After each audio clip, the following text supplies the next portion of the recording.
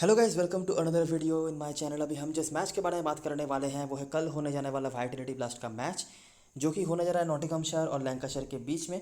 इसके पहले इस मैच की एनालिसिस हम स्टार्ट करें। आज जो एक ही मैच था, ऑब्वियसली बहुत सारे लोगों ने खेला नहीं होगा शायद वर्ल्ड कप की वजह से, लेकिन अगर आपने खेला है तो मुझे लगता है धमाकेदार रिजल्ट गया फिर से। और बिल्कुल जो जो चीज़ें जिन जिन प्लेयर्स के बारे में हमने बात करी एग्जैक्टली वैसे ही हुआ।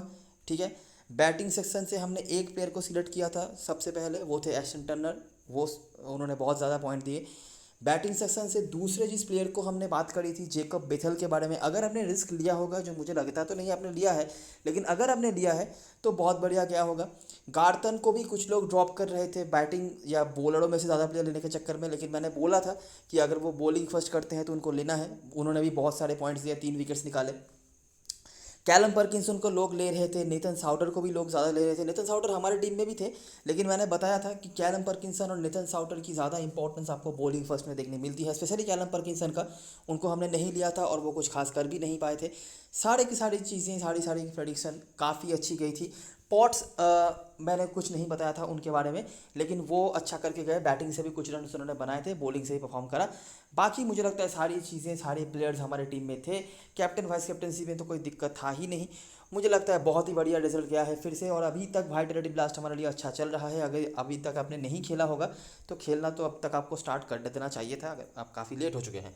जो भी है, स्टार्ट करते हैं इस मैच की एनालिसिस। ठीक है, दोनों ही टीम के मैचेस हम पहले कवर कर चुके हैं, थोड़ा बहुत आइडिया तो आपको होगा ही।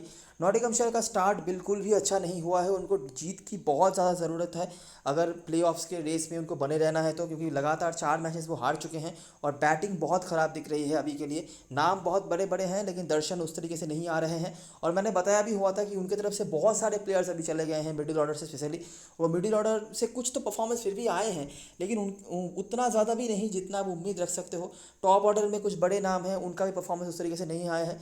दूसरी तरफ से लैंकाशायर की बात करें, इनसे भी बहुत ज़्यादा उम्मीद नहीं रखी जा रही थी, क्योंकि इनके भी बहुत सारे प्लेयर्स नहीं खेल रहे हैं और ये तो इंटरनेशनल प्लेयर्स नहीं खेल रहे हैं। मतलब नॉटिंघमशायर की तरफ से फिर भी एक्सपीरियंस डोमेस्टिक प्लेयर्स अवेलेबल नहीं थे, लेकिन लैंकाशायर की तरफ से तो इंटरनेशनल प्लेयर्स नहीं थे, जिनमें से बटलर हैं, लिविंगस्टोन हैं, सॉल्ट हैं, हार्टली हैं, ऐसे प्लेयर्स जो कि रेगुलरली खेलते भी थे और इंग्लैंड के होकर भी खेलते हैं, कुछ तो रेगुलरली खेलते हैं।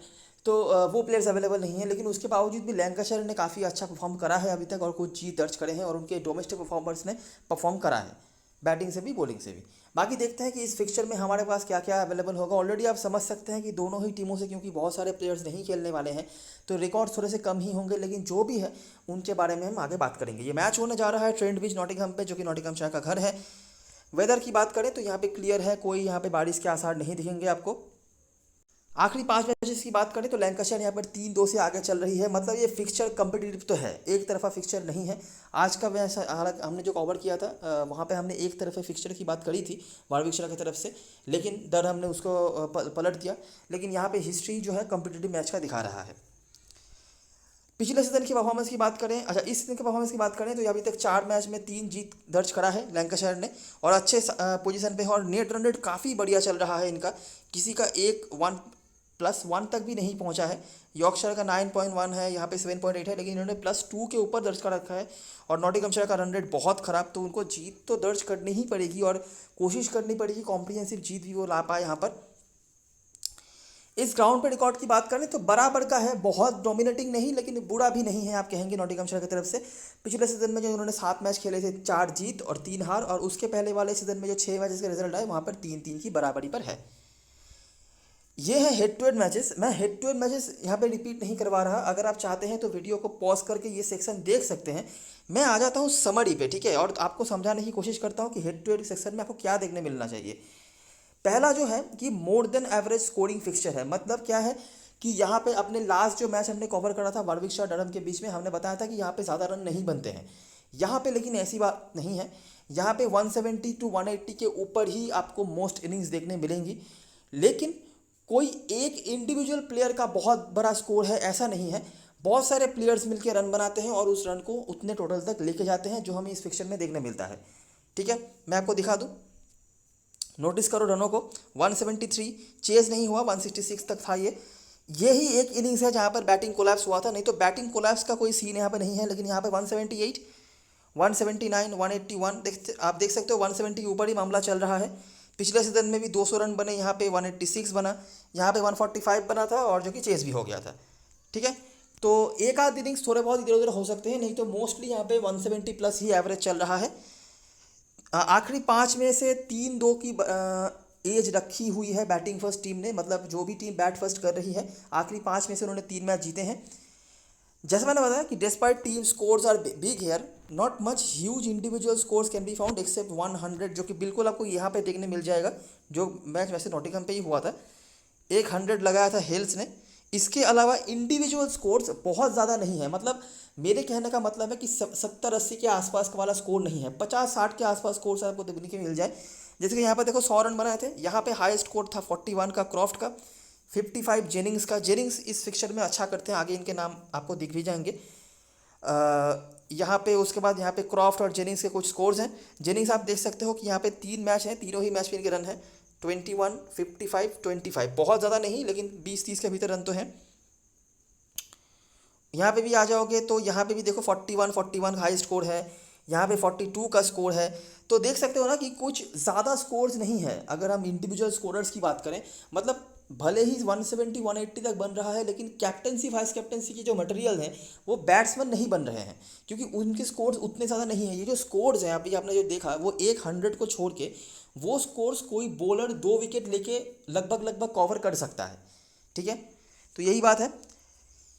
It's all on Lancashire batters. अगर उन्होंने 170 के ऊपर स्कोर बनाया है इस फिक्चर में, वो उन्होंने हमेशा जीत हासिल करी है। आखिरी 5 मैचेस की बात हो रही है यहाँ पे, मैं ज़्यादा पुराना नहीं जा रहा, एक तो प्लेयर्स अवेलेबल नहीं है, उसके ऊपर अगर ज़्यादा पुराना जाने लग गया मैं तो बहुत सारे ऐसे प्लेयर्स मिल जाएंगे आपको जिनका कोई मतलब ही नहीं है नाम लेने का।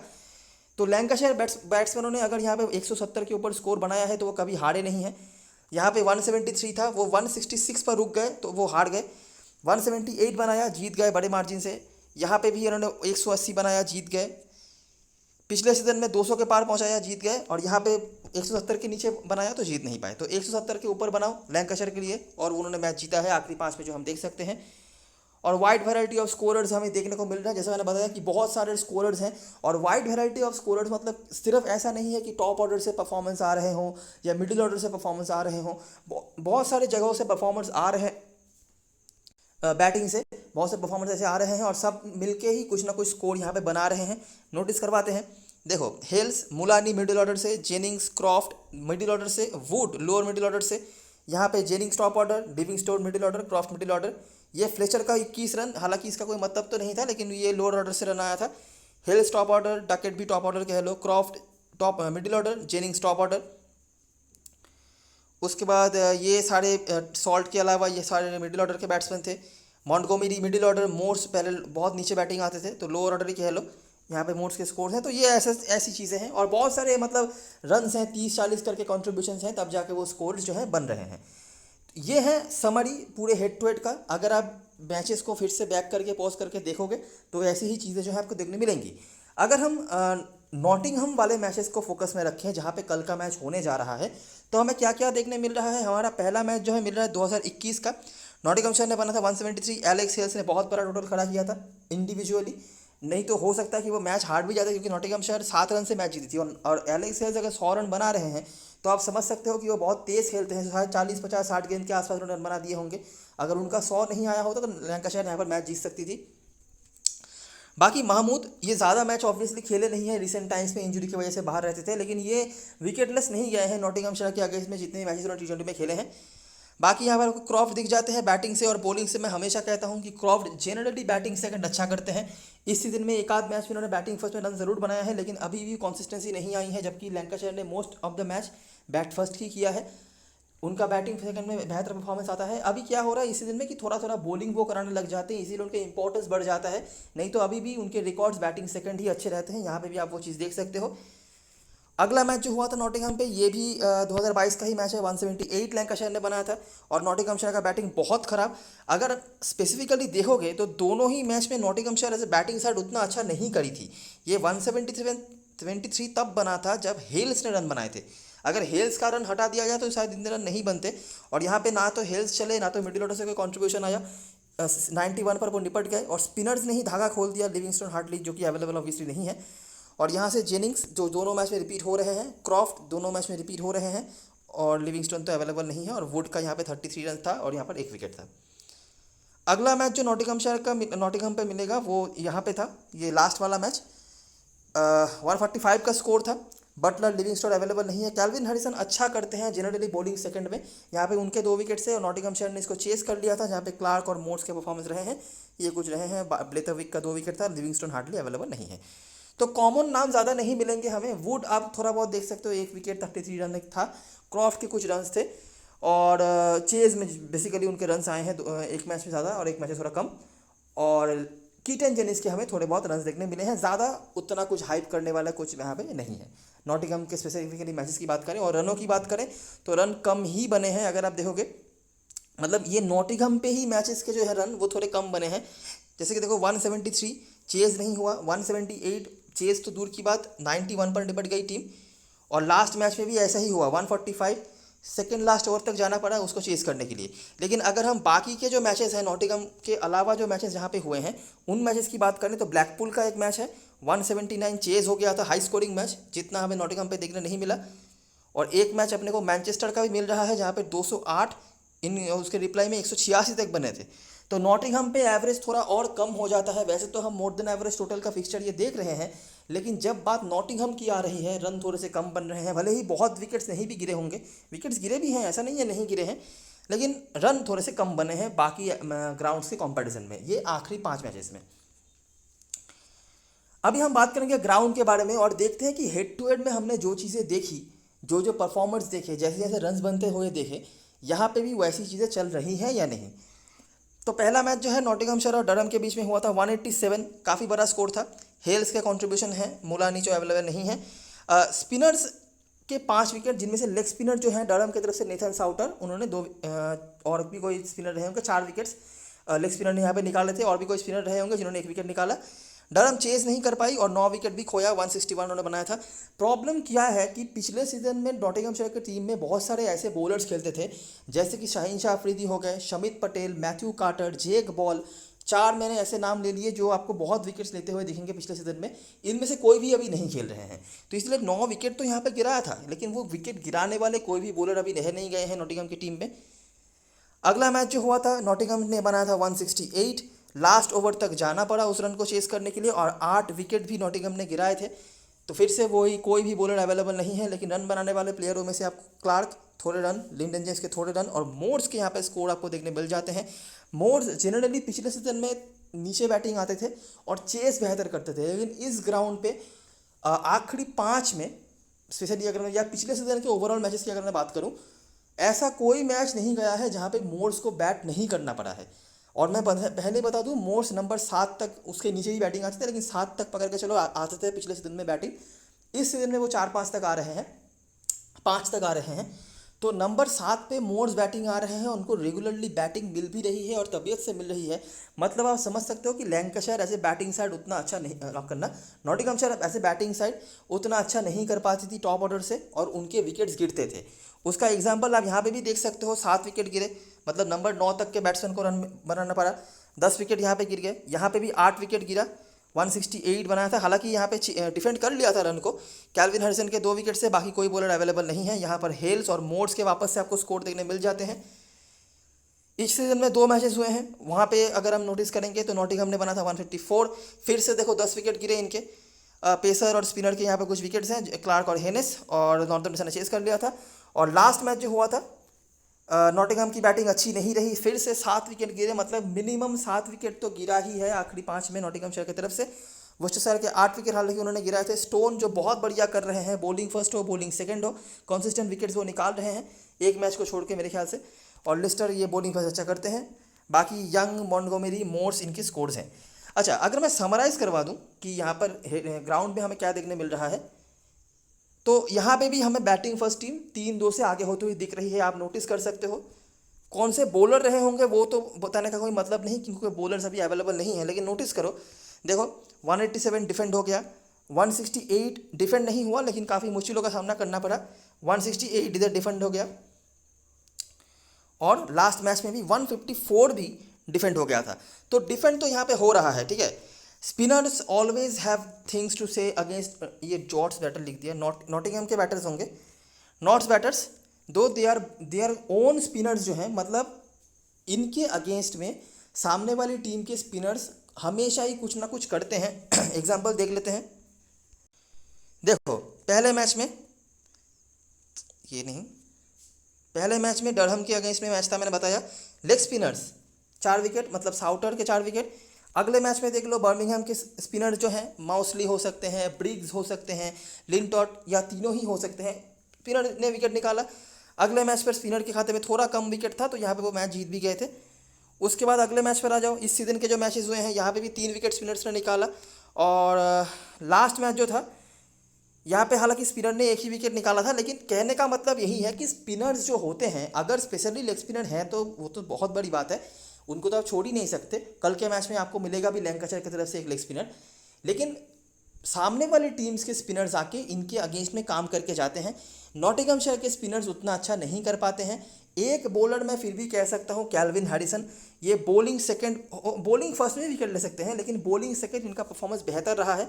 अगर आप नोटिस करोगे तो देखो यहाँ पे तो नाम नहीं है, लेकिन यहाँ पे एक बार उन्होंने 2 विकेट निकाला था बॉलिंग सेकंड करते हुए। इस सीज़न में भी पहले मैच पे उन्होंने बॉलिंग सेकंड में 1 विकेट और बॉलिंग फर्स्ट में 1 विकेट निकाला हुआ है। बाकी पहले शमित पटेल भी खेलते थे, उनका उतना नहीं था काम, लेकिन यही बात है कि स्पिनर्स यहाँ पे काम पे आ जाते हैं, स्पेशली अगर आपके पास लेग स्पिनर्स हैं। फिंगर स्पिनर्स उतने तो नहीं, लेकिन वही बात है कि अगर ओपोनेंट टीम के फिंगर स्पिनर हैं तो वो सक्सेसफुल होते हैं, जैसा देखा गया है। There has not been single match where Nottingham did not lose at least 7 wickets in last 5 matches. मैंने बताया कि बहुत नीचे तक बैटिंग इनके ले जानी पड़ती है, टॉप ऑर्डर से उतना कंसिस्टेंट परफॉर्मेंस नहीं आता है, और आखिरी कुछ मैचेस में तो वो ऑल आउट भी हुए हैं, मतलब नीचे तक बैटिंग आनी पड़ती है। और इसीलिए मोड्स का बहुत रोल आया है पिछले सीजन में। अभी तो वो बैटिंग में ऊपर आ रहे हैं, लेकिन पिछले सीजन तक काफ़ी नीचे भी आते थे। और 180+ सीन्स यहाँ पे विनेबल टोटल दिख रहा है। अगर आप 180 के ऊपर बना देते हो तो यहाँ पर आप डिफेंड कर सकते हो, लेकिन नॉटिंघमशायर की बॉलिंग को लेके थोड़ा डाउट रहता है, वरना यहाँ पे 180+ उन्होंने भी डिफेंड किया है। नोटिस करो 180+ बना, डिफेंड हो गया। यहाँ पे 168 बना था, उसको भी काफ़ी मशक्क़त करनी पड़ी। 168 180+ भी जाने की ज़रूरत नहीं पड़ी, डिफेंड हो गया। 154 ये तो चलो कोई कंपटीशन नहीं था, और 154 बना के यहाँ पे डिफेंड कर लिया था लास्ट मैच में वुशेसायर की टीम ने। ठीक है, तो बस यही कुछ चीज़ें हैं। अगर हम यहाँ पे समराइज़ करवाने आ जाए, अच्छा यहाँ पे मैं मिस करके गया था, ये ग्राउंड में ये तीनों के नाम आपको देखने मिलेंगे, जो क्लार्क, एलेक्स हेल्स और टॉम मोर्स। ये आप देख सकते हो, इनमें से क्लार्क और हेल्स का उतना अच्छा परफॉर्मेंस नहीं रहा है कंपैरेटिवली। अगर देखा 26 का औसत ओपनर्स का बिल्कुल भी अच्छा नहीं है। मोर्स को बहुत बार बैटिंग मिल चुकी है इस नंबर पे, पिछले सीजन में भी और इस सीजन में भी, और थोड़े बहुत रन उन्होंने बनाए हैं, नॉट आउट भी रहे हैं, इसीलिए एवरेज थोड़ा ज़्यादा है। लेकिन नंबर 7-8 तक तो नहीं शायद, लेकिन नंबर 7 तक बैटिंग आने के बावजूद भी अगर एक बंदे का एवरेज 41 के ऊपर है, तो आप समझ सकते हो कि कितना ज़्यादा टाइम इनको मिलता होगा, तब जाके ये रन बना रहे हैं। तो इससे ये भी जो पॉइंट्स ऊपर हमने डिस्कस किए हैं कि नॉटिंघम की बैटिंग नीचे तक जाती है, बैटिंग कंसिस्टेंट नहीं है, वो सारे पॉइंट्स यहाँ पे भी सक्सेसफुल हो रहे हैं। तो ये हो गई सारी बातें जो ग्राउंड से बताने लायक था। अगर हम ये समरी अगर आप देखोगे तो जो जो चीज़ें हमने अभी तक डिस्कस करी, ये सारे पॉइंट्स उनमें से आ रहे हैं। और भी अगर आपने कोई पॉइंट डिस्कवर किया होगा तो आप उसको ऐड कर सकते हो, और अगर आपको मैचेस रिपीट करके देखने हैं तो वो भी आप बैक करके पॉज करके देख सकते हो। तो ये हो गई सारी बातें जो ग्राउंड से बताने लायक था। हेड टू हेड की चीज़ें हमने पहले डिस्कस कर ली हैं। अभी हम बात करेंगे प्लेइंग 11 के बारे में। तो ऐसा प्लेइंग 11 आपको देखने मिल सकता है, यहाँ पे मुझे ज़्यादा कोई चेंज की उम्मीद नहीं है। जो जो प्लेयर्स हमारे लिए यहाँ पे इंपॉर्टेंट हो सकते हैं, जब पहले बता दूं मैं, बोहानन है, उसके बाद Luke Wells, Keaton Jennings opening करते थे, लेकिन अभी नंबर 3 पे आ रहे हैं बोहानन को जगह देने के लिए। Tom Bruce, Hurst, Croft, Green, Wood, Stanley, Blatherwick और सकीब महमूद। यहाँ पर जो जो प्लेयर्स हमारे लिए इंपॉर्टेंट होंगे, ल्यूक वेल्स आप बिल्कुल भी नहीं छोड़ सकते, कोई सवाल पैदा ही नहीं होता। बैटिंग भी ओपनिंग कर रहे हैं, लेग स्पिन का ऑप्शन प्रोवाइड कर रहे हैं, और कहीं ना कहीं ये फ्रंट लाइन स्पिनर भी हैं, फ्रंट लाइन स्पिन का रोल भी निभा रहे हैं ग्रीन के साथ। तो बिल्कुल इनको छोड़ना नहीं है, जैसे नहीं छोड़ना है ग्रीन को भी। बहुत बढ़िया बॉलिंग करा रहे हैं, बैटिंग से भी जब मौका मिल रहा है काम कर रहे हैं। जनरली बॉलिंग फर्स्ट अच्छा करते थे वो, लेकिन इस टीम में आने के बाद बॉलिंग सेकंड में भी बहुत विकेट्स निकाले हैं इन्होंने, कंसिस्टेंटली वो विकेट्स निकाल रहे हैं। तो बिल्कुल इन दोनों को तो छोड़ने का सवाल पैदा होता नहीं ही है। कीटन जेनिंग्स एक नाम है, लोग इनके तरफ थोड़ा कम जा रहे हैं, लेकिन इनके रिकॉर्ड्स अच्छे हैं, इन्होंने पास्ट में रन बना के रखे हुए हैं, इस ग्राउंड पे भी इनके रिकॉर्ड्स अच्छे हैं। अच्छे का मतलब मैं बहुत ज़्यादा स्कोर्स की नहीं कह रहा, 25-30 के भीतर के मामले ही हम यहाँ पे बात कर रहे हैं। टॉम ब्रूस अभी तक कुछ खास उन्होंने करा नहीं है, ये एक 35 उन्होंने बनाया था बैटिंग फर्स्ट में। लेकिन मैं हमेशा कहता हूँ टॉम ब्रूस, स्टीवन क्रॉफ्ट जैसे प्लेयर्स जो है ये चेस बेहतर करते हैं। तो अगर ये चेस कर रहे हैं तो आप इनको देख सकते हो। अगर बॉलिंग मिल जाती तो बात बन जाती इनको लेकर, लेकिन अभी बॉलिंग भी नहीं दे रहे हैं इनको। स्टीफन क्रॉफ्ट थोड़े बहुत रन इनके हैं, ये कैप्टन ये नहीं है, थोड़े बहुत रन इनके हैं, लेकिन चेस ये बेहतर करते हैं। उसके बाद लुक वुड है, स्टैनली, ब्लेथरविक, साकिब महमूद T20 में विकेटलेस नहीं गए हैं। हालांकि इन्होंने ज़्यादा मैच खेला भी नहीं है, लेकिन स्पेशली अगर ये बॉलिंग फर्स्ट करते हैं तो इनकी तरफ आप देख सकते हो। तो यहाँ पर जो प्लेयर्स हमारे टीम में ज़रूर रहेंगे, Luke Wood, Green, Luke Wells, माफ करना, ल्यूक वेल्स, ग्रीन और लुक वुड को रख के चलना। लुक वुड अपने पुराने टीम के अगस्त में खेलने आने वाले हैं, ये नॉटिंघमशायर के होकर पहले खेलते थे। महमूद अगर बॉलिंग फर्स्ट कर रहे हैं तब आप इनको देख सकते हो, और नहीं तो बैटिंग से जेनिंग्स। और बाकी यहाँ पे स्टीफन क्रॉफ्ट का जो ऑप्शन है, ये रेगुलरली बॉलिंग तो नहीं कराते हैं, लेकिन कभी कभी कराने लग जाते हैं, तो बैटिंग में सेफ ऑप्शन ये बन सकते हैं। अगर एक भी विकेट ले ले तो इनका इंपॉर्टेंस बैटिंग सेकंड में ज़्यादा होता है। नॉटिंघमशायर की तरफ से बात करें तो क्लार्क और हेल्स के रन आपको दिख जाते हैं, थोड़े बहुत रन उन्होंने बनाए हैं, पिछले मैच में ही शायद बनाया था बैटिंग सेकंड करते हुए। हेनेस ने पहले मैच में रन बनाया है, उसके बाद ये भी शांत पड़ गए हैं। Will Young, Morse, Montgomery, Lyndon James, Harrison, Olly Stone, Pennington, Ben Lister, इनमें से एक ही प्लेयर अभी तक कंसिस्टेंटली परफॉर्म कर रहा है, वो है ओली स्टोन। बॉलिंग फर्स्ट हो या बॉलिंग सेकंड हो, अभी तक उन्होंने ठीक ठाक बॉलिंग कराई है, विकेट्स निकाले हैं, हाईएस्ट विकेट टेकर चल रहे हैं टीम के होकर। इसके अलावा मॉन्टगोमेरी ने भी काफ़ी अच्छा परफॉर्म करा है, और हर मैच में इनको स्टार्ट मिला है। लास्ट मैच मेरे ख्याल से ये रन आउट हो गए थे, नहीं तो बैटिंग सेकंड स्पेशली ये काफ़ी अच्छा करते हैं। टॉम मोर्स भी बैटिंग सेकंड अच्छा करते थे जनरली, लेकिन अभी तो इनको ऊपर भेजा जा रहा है, नहीं तो पहले बहुत नीचे आते थे। और इनके रिकॉर्ड्स अच्छे हैं, एक पंट आपके लिए डेफिनेटली बन सकते हैं अगर आपके पास पेस है तो। टॉप ऑर्डर में क्लार्क और हेल्स हैं, इनमें से कोई भी देखो कंसिस्टेंट भी नहीं है, और इनका प्रिडिक्शन भी नहीं कर सकते, ठीक है। ये दोनों ही हिट और मिस हैं, अगर चल गए तो बहुत लंबा खींचेंगे, और अगर आउट हो गए तो आप देख ही सकते हो नॉटिंघमशायर का क्या हालत चल रहा है। लेकिन दोनों ही बड़े प्लेयर हैं, अगर आपको स्पेस का इशू नहीं आ रहा है तो आप दोनों को ही लेकर चलने की कोशिश करना। मेरा जो ऑब्जर्वेशन रहा है, मेरे जो एक्सपीरियंसेस रहे हैं, वो है ये कि क्लार्क जनरली बैटिंग फर्स्ट अच्छा करते हैं और हेल्स बैटिंग सेकंड। इसका कोई लॉजिक नहीं है, लेकिन अगर आप हिस्ट्री देखोगे तो आपको ये देखने मिल जाएगा कि हेल्स शेस बेहतर करते हैं जनरली। हालांकि इस फिक्सचर में जो इंडिविजुअल हाईएस्ट स्कोर है 100 रन का, वो हेल्स ने ही बनाया था, और वो बैट फर्स्ट करके बनाया था। तो इसीलिए मैंने बताया कि अगर कोई दिक्कत नहीं हो रहा है तो इन दोनों को लेकर चलने की कोशिश करना। अगर लग रहा है कि नहीं मेरे पास स्पेस नहीं है ये वो, तो आप कुछ क्राइटेरिया यूज़ करके किसी पे ऊपर चांस ले सकते हो, लेकिन वो चांस होगा। मैं हमेशा बताता हूँ इन दोनों का मैं कुछ भी प्रेडिक्शन आज तक सही से पता नहीं पाया कि इनका क्या करना चाहिए। रिकॉर्ड्स तो आपने देख लिया, बहुत अच्छे नहीं हैं। हेनेस एक ऑप्शन है बैटिंग फर्स्ट, अगर आप देख रहे हो तो इनको ले सकते हो। इन्होंने ज़्यादा मैचेस खेले नहीं हैं, लेकिन हमेशा स्टार्ट ज़रूर लिया है लैंकाशायर के अगेंस्ट में। एक बड़ा इनिंग्स इनका है जब वो वुस्टरशायर के होकर खेलते थे। बाकी कुछ खास यहाँ पे बता नहीं सकते हम। बॉलरों में से देखो किसी के रिकॉर्ड्स नहीं है, क्योंकि सारे नए बॉलर्स हैं। कैल्विन हैरिसन आप एकमात्र पुराने बॉलरों में से ढूंढ पाओगे इनको, अगर ये बॉलिंग सेकंड करा रहे हैं, इनको छोड़ना नहीं बिल्कुल भी, थोड़ी सी बैटिंग भी कर लेते हैं। ओली स्टोन, पेनिंगटन, लिस्टर, ये सारे नए बॉलर्स हैं, तो किसी के बारे में हम ज़्यादा कह नहीं सकते। Olly Stone, Ben Lister bowling first अच्छा करते हैं।